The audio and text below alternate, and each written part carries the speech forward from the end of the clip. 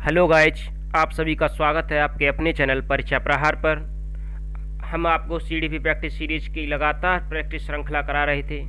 आज हम आपको विकास के सिद्धांत यानी विकास के किन किन सिद्धांतों के द्वारा हम जान सकते हैं कि विकास का सिद्धांत क्या क्या है, आइए उसे जानने की कोशिश करते हैं और प्रैक्टिस सीरीज को हल करने की कोशिश करते हैं।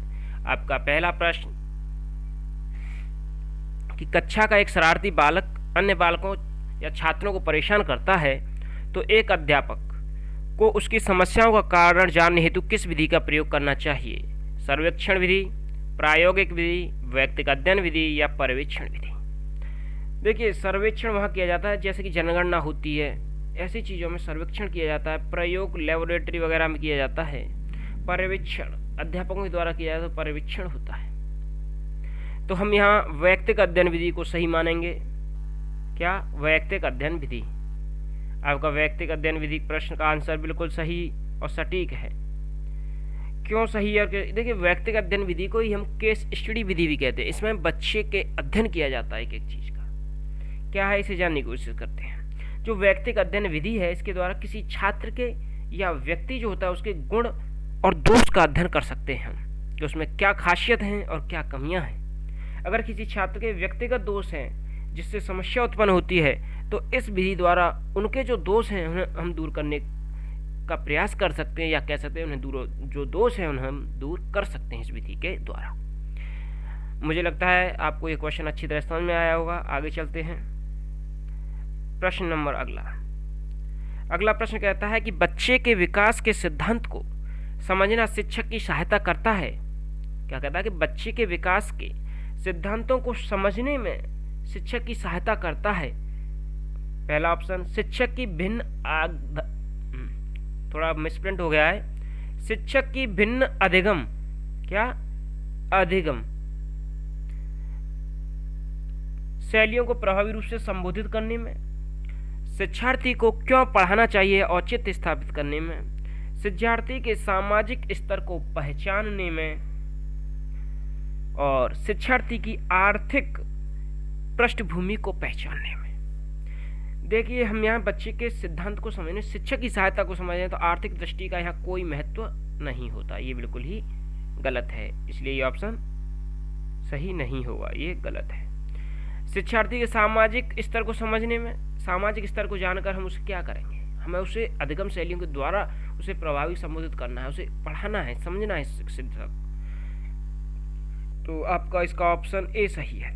शिक्षार्थी को भिन्न भिन्न अधिगम शैलियां हैं उनको प्रभावी रूप से संबोधित करने में। जब शिक्षक भिन्न भिन्न अधिगम शैलियों का प्रयोग करेगा तो उसे पढ़ाने में जो है बच्चों को रुचि आएगी, बच्चे उसे सीखने में रुचि लेंगे जब भिन्न भिन्न अधिगम शैलियों का प्रयोग करेगा। तो इसका ऑप्शन ए सही है। आगे चलते हैं। अगला प्रश्न कहता है कि बाल विकास की परिभाषा का अध्ययन क्षेत्र है मानवीय सामर्थ्यों में परिवर्तन का परीक्षण करता है, बच्चे के वयस्क और वरिष्ठ नागरिकों के साथ तुलना करता है, जीवन की अवधि के दौरान व्यवहार की व्याख्या ढूंढेगा, या किसी बच्चे के संज्ञानात्मक, सामाजिक तथा दूसरे सामर्थ्यों के क्रमिक विकास के लिए उत्तरदायी होगा। प्रश्न कहता है कि बालक विकास की, जो बालक का विकास है उसे हम बाल विकास कहते हैं, बाल विकास की परिभाषा का अध्ययन क्षेत्र है। बाल विकास की परिभाषा जो उसका अध्ययन क्षेत्र होता है जहाँ सामाजिक, संज्ञानात्मक, आर्थिक सभी क्षेत्रों का अध्ययन किया जाए, वो होता है आपका बाल विकास का क्षेत्र। इसलिए इसका ऑप्शन डी सही है। किसी बच्चे के संज्ञानात्मक, सामाजिक तथा दूसरे सामर्थ्यों के क्रमिक विकास के उत्तरदायी होगा। इसका ऑप्शन डी सही है। क्या सही है? इसका ऑप्शन डी सही है। मानवीय सामर्थ्य का परीक्षण करता है, ये नहीं होगा। बच्चे वयस्क और तुलना बिल्कुल ही नहीं की जाएगी, तुलना एक शब्द गलत होता है बाल विकास के अंदर। जीवन अवधि के दौरान व्यवहार की व्याख्या करेगा, व्याख्या भी गलत होता है, किसी की व्याख्या नहीं करनी हमें। उसके जो क्रमिक विकास हो रहे हैं, सामाजिक, आर्थिक, संवेगात्मक, इन्हें जानना है। आगे चलते हैं कि अगला प्रश्न आपका कह रहा है कि पूर्व विद्यालय में पहली बार, क्या कह रहा है समझिए, ध्यान से समझिए क्वेश्चन को, जिससे कि आपको ये पहचान हो कि क्वेश्चन कहना क्या चाहता है और हल क्या करना है, जिससे कि आप आंसर भी सही दे सकें और हम आंसर को सही समझा भी सकें। चलिए आंसर पर चलते हैं कि पूर्व विद्यालय में पहली बार आया बच्चा मुक्त रूप से चिल्लाता है। पहली बार विद्यालय में कोई बच्चा आता है तो मुक्त रूप से चिल्लाता है, और 2 वर्ष पश्चात वह बच्चा प्रारंभिक विद्यालय में पहली बार जाता है तो अपना तनाव चिल्लाकर व्यक्त नहीं करता। यहाँ ध्यान दीजिएगा, चिल्लाकर व्यक्त नहीं करता। उसके कंधे व गर्दन की पेशियां तन जाती हैं और उसके इस व्यवहारिक परिवर्तन का सैद्धांतिक आधार हो सकता है, ये पूछा है। तो चलते हैं इसका आंसर देने की कोशिश करते हैं।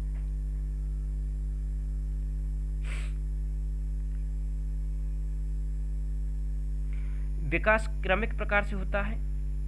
देखिए ये बात इन्होंने सही कही कि विकास क्रमिक प्रकार से होता है, ठीक है, पर उसने क्वेश्चन जो पूछा उस पर ध्यान दीजिए। पेशियां तन जाती हैं, इसके व्यवहार का सैद्धांतिक आधार क्या है। विकास निरंतर होता है, ये भी सही है, पर जो क्वेश्चन की डिमांड है वो ये नहीं है।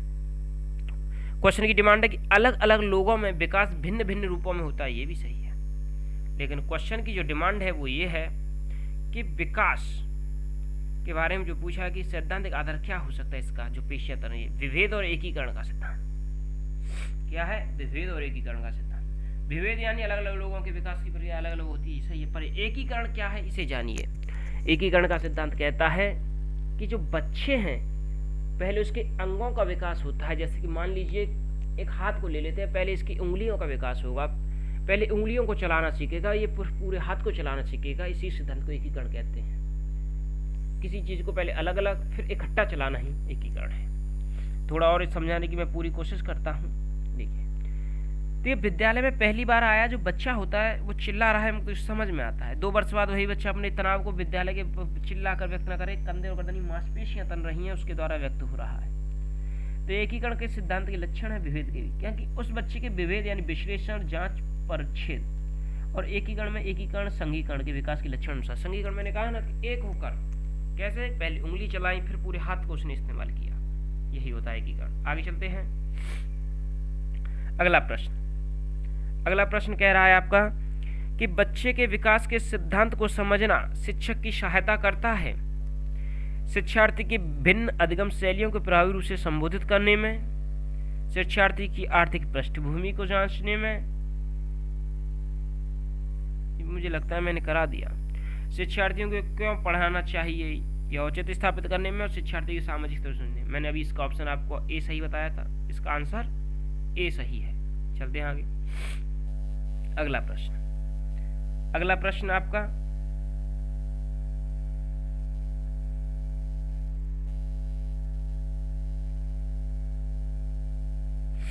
कि इनमें से कौन सा बाल विकास का सिद्धांत है। क्वेश्चन है आपका अगला कि इनमें से कौन सा बाल विकास का सिद्धांत है। अनुभव विकास का एकमात्र निर्धारक है। देखिए किसी प्रश्न में केवल एकमात्र ऐसे शब्द आते हैं वो बहुत, जहां तक 99% गलत होते हैं। विकास प्रबलन और दंड के द्वारा निश्चित होता है, ये भी गलत है। विकास को हम दंड और प्रबलन के द्वारा निश्चित नहीं कर सकते। विकास प्रत्येक बच्चे की गति का सही ढंग से अनुमान लगा सकता है। विकास प्रत्येक बच्चे की गति का सही ढंग से कभी अनुमान नहीं लगा सकते, अनुमान आगे पीछे ही होता है, इसलिए ये भी गलत है। ऑप्शन अगला, विकास परिपक्व और अनुभव के बीच अन्योन्य क्रिया की वजह से घटित होता है। सही बात है। विकास जो होता है परिपक्व और अनुभव जो होता है उनके बीच एक क्रिया जो होती है, उनके बीच जो क्रिया हो रही है उन्हीं की वजह से घटित होता है, इसलिए इसका ऑप्शन डी सही है। क्या सही है इसका? डी सही है। आगे चलते हैं। अगला प्रश्न कहता है कि विकास के बारे में निम्नलिखित में से कौन सा एक कथन सही है। क्या कहता है कि विकास के बारे में निम्नलिखित में से कौन सा एक कथन सही है। आपको इसका आंसर देना है, दीजिए। विकास परिवर्तन एक सीधी रेखा में आगे जाते हैं। विकास कभी भी एक सीधी रेखा में आगे नहीं जाता, ध्यान रखिएगा, इस बात को जरूर ध्यान रखिएगा। एक सीधा, इसने ये कहा है कि विकास एक सीधी रेखा में आगे जाता है, लेकिन विकास जो चलता है वो ऐसे चलता है, कभी ज़्यादा होता है तो कभी विकास कभी कम हो जाता है, कभी ज़्यादा हो जाता है, ध्यान रखिएगा। एक ही है ये, डबल मत मानना इसे। ये वाला विकास तेज भी होता है, यहाँ अवरोध भी आएगा विकास में, ये वाला, और यहाँ गिरेगा भी और उठेगा भी, विकास इसे कहते हैं। तो क्या कहना चाह रहा है, क्वेश्चन को समझिएगा कि निम्नलिखित में से कौन सा कथन सही है, आपको ये बताना है। विकास एक सीधी रेखा में होता है, ये बिल्कुल ही मैंने बताया गलत है। विकास भिन्न व्यक्तियों में भिन्न गति से होता है, हाँ ये बात सही है कि भिन्न व्यक्तियों में भिन्न गति से होता है, लेकिन क्वेश्चन की डिमांड समझिए, विकास के बारे में कथन सही नहीं है। ध्यान दीजिएगा ये बात, विकास एक सीधी रेखा में होता है,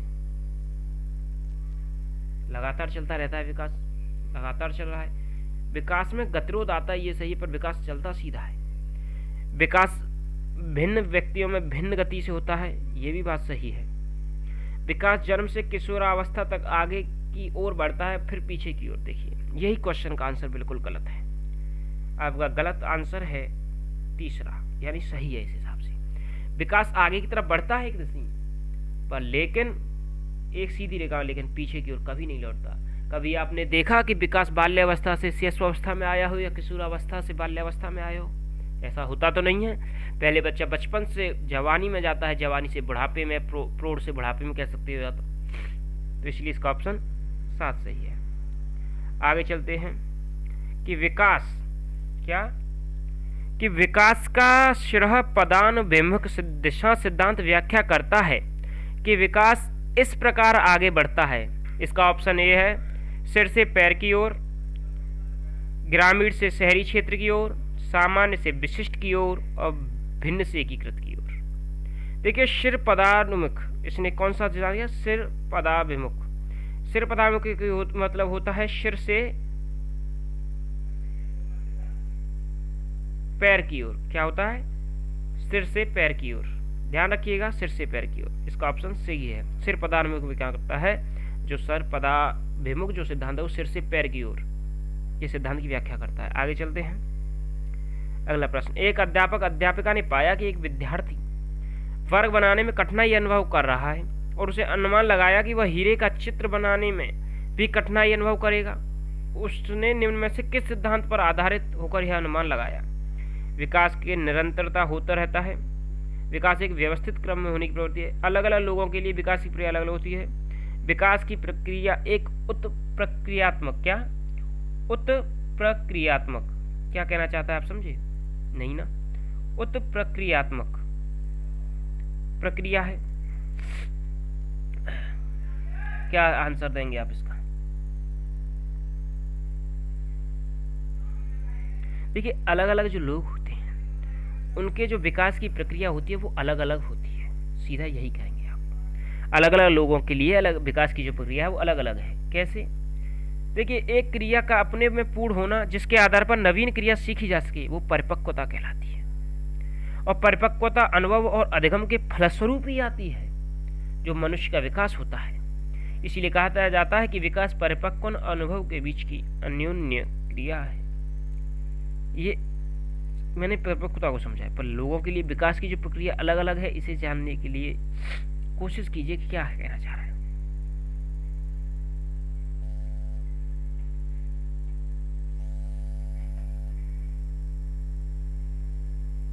क्या समझे? नहीं समझे? समझने की कोशिश कीजिए कि मेरा विकास और आपका विकास एक समान तो नहीं है। आपके सीखने की गति तेज हो सकती है, मेरी धीमी हो सकती है। तो विकास का जो क्रम है, विकास पहले जो होता है, देखो आसान चीज़ों को तो सीख लेता है लेकिन कठिन चीज़ों को नहीं सीख पाता। इसलिए पहले आसान चीज़ें सिखाई जाती हैं, कठिन चीज़ें बाद में सिखाई जाती हैं।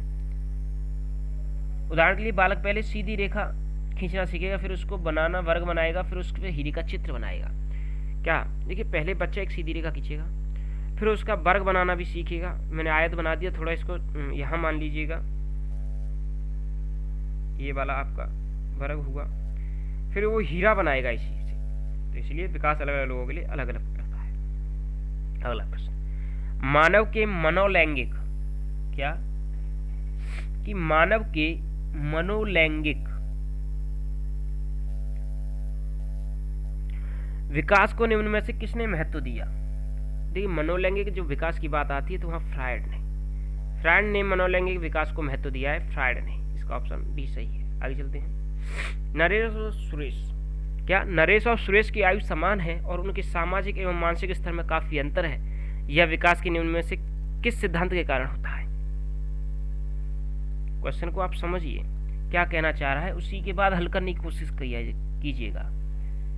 क्वेश्चन को समझे बगैर हल करने की कोशिश करेंगे गलत हो जाएगा।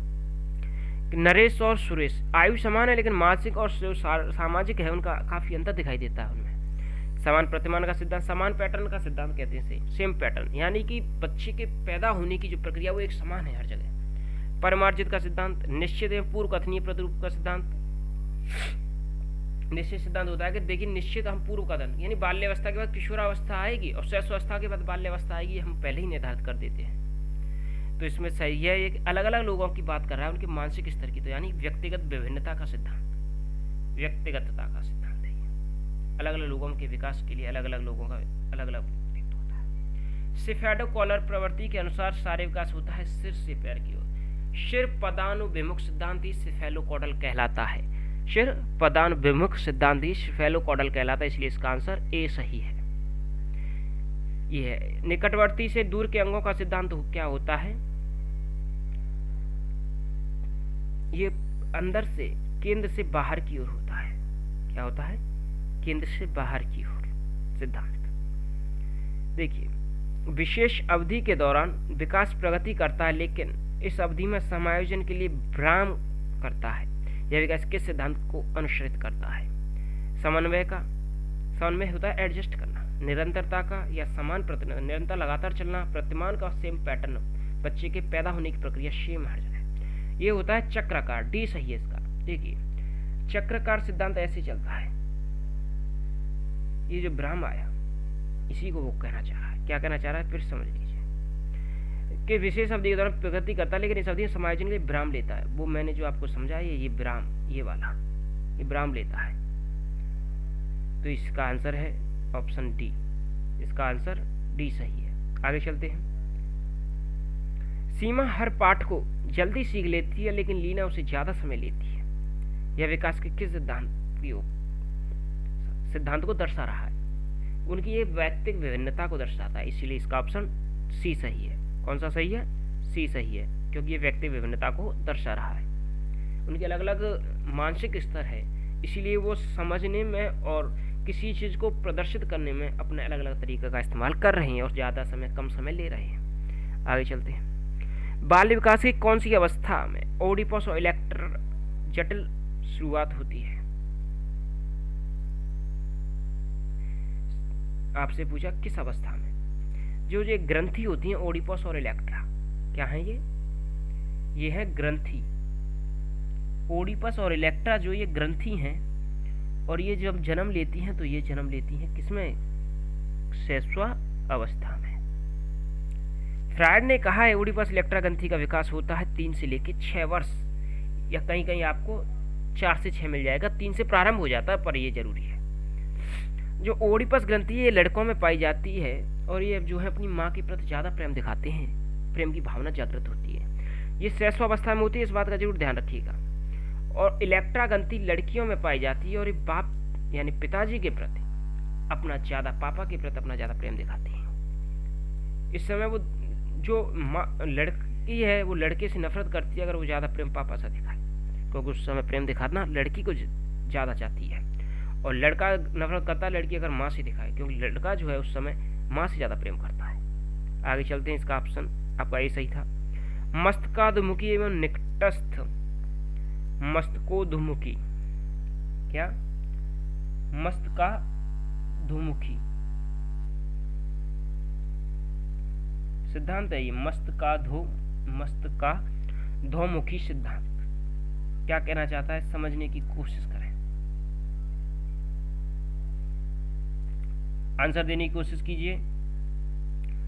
प्रश्न है आपका कि मस्तकाधुमुखी और निकट से दूर का क्रम किस क्रिया का अंग है?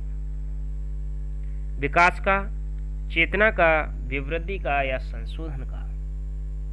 आपको इसका आंसर देना है, आंसर देने की कोशिश कीजिए। देखिए, इसमें जो भी हम बात कर रहे हैं वो वृद्धि के रूप में कर रहे हैं, ना कि विकास के रूप में कर रहे हैं, ना कि वृद्धि के रूप में। तो मस्तकाधुमुखी से निकट से दूर का जो क्रम है वो विकास है। ये निकट से दूर मैंने आपको अभी बताया, अंदर से बाहर की ओर, केंद्र से बाहर की ओर ही निकट से दूर का सिद्धांत है, मस्तकोधमुखी सिद्धांत कहते हैं। ठीक है, इसका आंसर है आपका ए, विकास।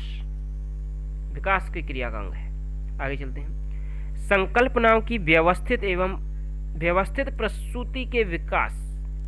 संकल्पनाओं की व्यवस्थित प्रस्तुति विकास के निम्नलिखित में से किस सिद्धांत के साथ संबंधित हो सकती है? संकल्पनाओं की व्यवस्थित प्रस्तुति विकास के निम्नलिखित किन सिद्धांतों के साथ प्रस्तुत हो सकती है? विकास के बारे में पूछा जा रहा है। तो विद्यार्थी भिन्न दरों पर विकसित होते हैं। प्रश्न का फर्स्ट ऑप्शन है कि विद्यार्थी भिन्न दरों पर विकसित होते हैं। अगला ऑप्शन है आपका विकास विषम जाति से स्वायत्तता की ओर अग्रसर होता है। विकास के परिणाम स्वरूप वृद्धि होती है। विकास सापेक्षिक रूप से क्रमिक होता है। संकल्पनाओं की व्यवस्थित प्रस्तुति विकास के निम्नलिखित किन सिद्धांत का संबंध हो सकती है? कि विकास सापेक्ष रूप से क्रमिक होता है इस सिद्धांत के साथ। ऑप्शन इसे है। क्रमिक कैसे? शैशवावस्था, बाल्यावस्था, फिर क्रमिक अवस्था। मनोलैंगिक विकास में सुप्तावस्था का वर्ग अंतराल संबंधित है। सुप्तावस्था का वर्ष अंतराल संबंधित है आपका 2 से 5 वर्ष से। बताइए, 2 से 5 वर्ष से। आगे बताइए 6 वर्ष से यौवन तक। अगला है आपका 18 से 20 वर्ष और 20 से 22 वर्ष। तो आपका जो मनोलैंगिक विकास की सुप्तावस्था का जो वर्ष अंतराल है आपको बताना है। जो आपका वर्ष अंतराल है वो है 6 वर्ष से यौवन अवस्था तक। कहाँ तक है? 6 वर्ष से यौवन अवस्था तक। ये भी फ्रायड ने ही दिया है मनोलैंगिक विकास में। कहाँ तक है? 6 वर्ष से यौवन अवस्था तक। आगे चलते हैं। विकास के सिद्धांतों के बारे में कौन सा कथन है? विकास एक प्रक्रिया परिणाम स्वरूप प्रक्रिया जो ठीक ठाक मापन हो सकता है। विकास वंशानुगत अननोन क्रिया है। क्वेश्चन को समझिए तभी आंसर दे सकते हैं आप। इस बात को ध्यान रखिएगा और आंसर देने की कोशिश करें और क्वेश्चन को ना समझने की कोशिश करें तो आंसर गलत भी हो सकता है। तो विकास परिपक्वों और अधिगम पर आधारित है। प्रत्येक बच्चा विकास के चरणों से होकर गुजरता है, फिर भी बच्चों में व्यक्तिगत भिन्नताएं बहुत होती हैं। इसका आंसर देना है आपको कि कौन सा गलत है इसमें। देखिए ये बात तो डी तो बिल्कुल सही है कि चरणों से गुजरता है और व्यक्ति भिन्नता होती है। परिपक्वों और अधिगम पर आधारित हो, ये भी सही है। विकास वंशानुगत वातावरण की अनूनी क्रिया है लेकिन ठीक मापन हो सकता है। विकास परिणाम से जिसका ठीक मापन नहीं हो सकता। वृद्धि का मापन होता है, इसका नहीं, इसलिए ऑप्शन इसका ए सही है।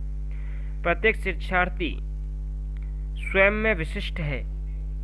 प्रत्येक शिक्षार्थी स्वयं में विशिष्ट है। इसका अर्थ क्या है? कि एक विषम रूपी कक्षा में शिक्षार्थियों की क्षमताओं को विकसित करना असंभव है। कोई भी 2 शिक्षार्थी अपनी योग्यता, रुचि, प्रतिभा में एक समान नहीं होते। और अगला है शिक्षार्थियों में ना तो कोई समानता है ना ही उनके लक्ष्य समान होते। सभी शिक्षार्थियों के लिए एक समान पाठ्यक्रम संभव नहीं। तो आपको इसका सही आंसर देना है कि प्रत्येक शिक्षार्थी में विशिष्ट, क्या कहना चाह रहा है कि विशिष्ट होता है। प्रत्येक शिक्षार्थी में विशिष्ट होता है। क्या विशिष्ट होता है यही आपको बताना है। जवाब दीजिए, कोशिश कीजिए।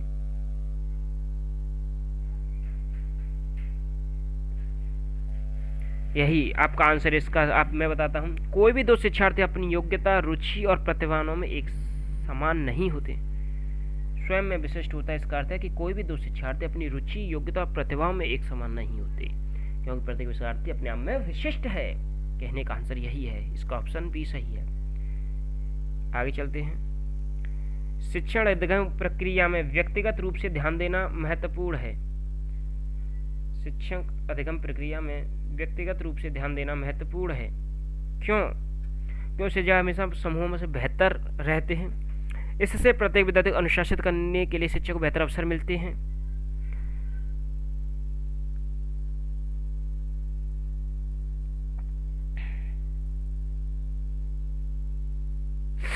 शिक्षार्थी प्रशिक्षण कार्यक्रम में ऐसा ही बताया गया है। बच्चे के विकास दर भिन्न है और वे भिन्न तरीके से सीखते हैं। अब आपको इसका आंसर देना है। क्या सही लगता है आपको, ये बताइए।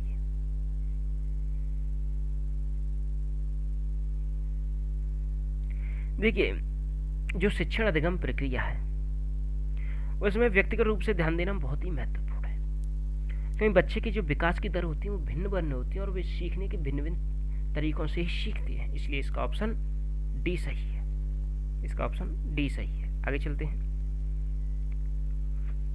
निम्न में से कौन सा बाल विकास का सिद्धांत नहीं? सभी विकास एक क्रम का पालन करते हैं। इन्होंने कहा कि सभी जो है विकास के एक क्रम का पालन करते हैं। आपने देखा ऐसा कि कहीं एक क्रम का पालन होता है? जी बताइए। देखिए, सभी के विकास का एक ही क्रम होता है। कोशिश कीजिए समझने की, कहना क्या चाह रहा है प्रश्न। ऐसे तो आपका क्वेश्चन गलत हो जाएगा, आप जल्दबाजी करेंगे तो। सभी के विकास का जो क्रम है वो एक ही होता है, ये बात बिल्कुल सही है। और विकास के सभी क्षेत्र महत्वपूर्ण हैं। क्षेत्र संज्ञानात्मक, सामाजिक, आर्थिक से सभी महत्वपूर्ण हैं। और सभी विकास परिपक्वन तथा अनुभव की अंतःक्रिया का परिणाम होते हैं। सभी विकास परिपक्वन और अंतःक्रिया का परिणाम होते हैं। और अगला है, इसमें आपका लिखा नहीं गया, इसके लिए हम क्षमा मांगते हैं। मैं बोल देता हूं जो आपका डी है, डी, कि सभी विकास तथा अधिगम एक समान गति से आगे बढ़ते हैं। क्या है? ये तो आपके तीनों सही हैं। जिसने गलत पूछा है तो गलत यही है कि सभी। मैं लिख नहीं पा रहा हूं, थोड़ा सा ध्यान सुन लीजिएगा कि सभी विकास तथा अधिगम एक समान गति से आगे बढ़ते हैं। एक समान गति से आगे कैसे बढ़ सकते हैं, आप ही बताइए। उन्होंने कहा कि सभी विकास और अधिगम एक समान गति से आगे बढ़ते हैं, कभी नहीं बढ़ते, ये ध्यान रखिएगा। देखिए गलत क्यों है? देखिए, अधिगम व्यवहार में उत्तरोत्तर अनुकूलन की एक प्रक्रिया है और विकास वृद्धि के फलस्वरूप शरीर के विभिन्न अंगों में आए परिवर्तनों के संगठन से होता है। तो एक साथ नहीं होता। जैसे ये कहना चाह रहे हैं कि विकास अधिगम और विकास तथा अधिगम एक समान गति से आगे बढ़ते हैं, बिल्कुल एक समान गति से आगे नहीं बढ़ते। ध्यान रखिए, उत्तरोत्तर प्रक्रिया होती है। आगे चलते हैं। इसका ऑप्शन नहीं दिया जो मैंने बताया, वो डी सही है। विकास शुरू होता है शैशवावस्था से।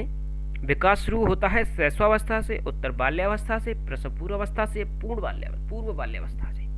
तो बच्चे का जो विकास शुरू होता है वो प्रसव पूर्व अवस्था में ही शुरू हो जाता है। इसलिए ऑप्शन सी सही है। आगे चलते हैं। 24, प्रत्येक अधिगमकर्ता अद्वितीय होता है। क्या होता है? अद्वितीय होता है। प्रत्येक अधिगमकर्ता अद्वितीय होता है, अर्थात कोई भी दो अधिगमकर्ता उनकी योग्यता, रुचियों, कौशलों में समान होते हैं? नहीं होते हैं, समान नहीं होते हैं। सभी अधिगमकर्ताओं के लिए उपनिष्ठ पाठ्यचर्या संभव नहीं है।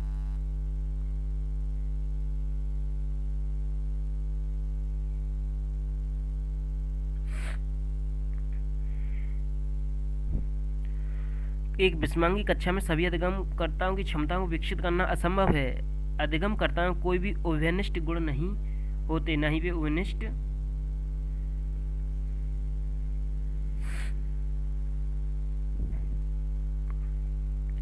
गुण नहीं होते, ना ही वे उभयनिष्ठ लक्ष्यों को बांटते हैं, ना ही वो उभयनिष्ठ लक्ष्यों को बांटते हैं।